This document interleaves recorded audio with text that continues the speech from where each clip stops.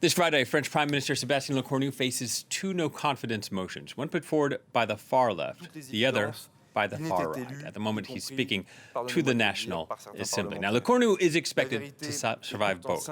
Last year, he made headlines after pledging not to force a budget bill through Parliament without a vote. This week, he made news again for doing the exact opposite, invoking the ever-controversial Article 49.3 of the French Constitution to bypass a parliamentary vote on part of his budget bill. And he only made that move after 3 months of deadlock discussions in France's National Assembly. The path forward for the Eurozone's second biggest economy is uncertain.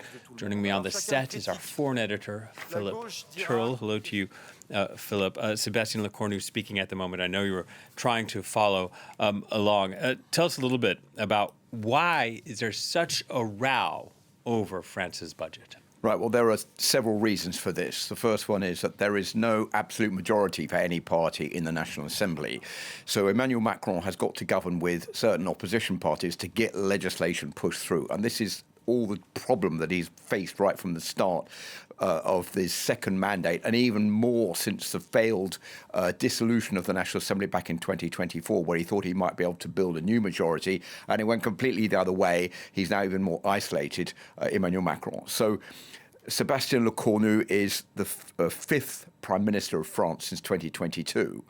He's been in office since last September, and he is trying to push through a budget for 2026 for the French economy. This has been seen by the other opposition parties as either a way of trying to get their points of view on board with the government to push through legislation by supporting the government, or at the same time trying to bring the government down by refusing to support Sébastien Lecornu and his efforts to push through this budget. So what has happened here is that there's going to be a vote in about half an hour or so, a no-confidence vote in the budget, which is being called by two political parties, the National Rally of Marine Le Pen and the France Unbowed Party, which is on the far left of Jean-Luc Mélenchon. Of course, the National Rally being on the far right. They are both against the budget, and they're going to call for a vote of no confidence. That vote of no confidence looks pretty much as though it's going to fail, which means that the government will be able to push that budget through without a vote in the National Assembly. It will then go to the Senate, where it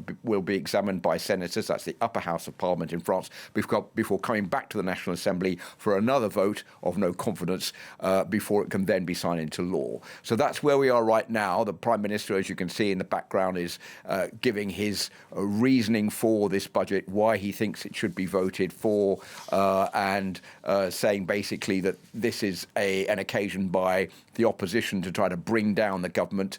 And if they do bring down the government, then they will be depriving the French people of a budget for this year. And that's something that is unacceptable for most French people when France is financially in such dire straits right now. Just a reminder for you, William, the current budget deficit of France is 3.3 trillion euros. That's 117.4% of GDP.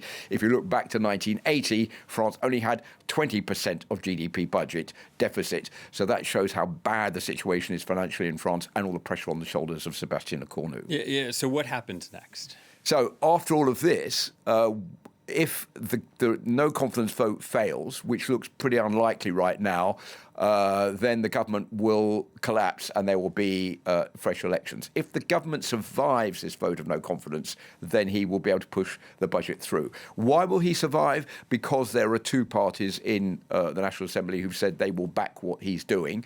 Basically, the Socialist Party has said it's going to back this government and this budget, and also the right-wing Republican Party have also said they're on board, they're going to support Sébastien Lecornu. So with his party supporting him, and those two other parties supporting him as well in the National Assembly, then it should be enough votes for this budget to be ratified.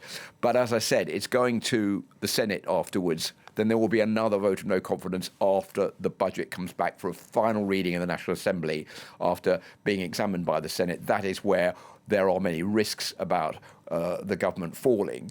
This would be a complete disaster for France right now.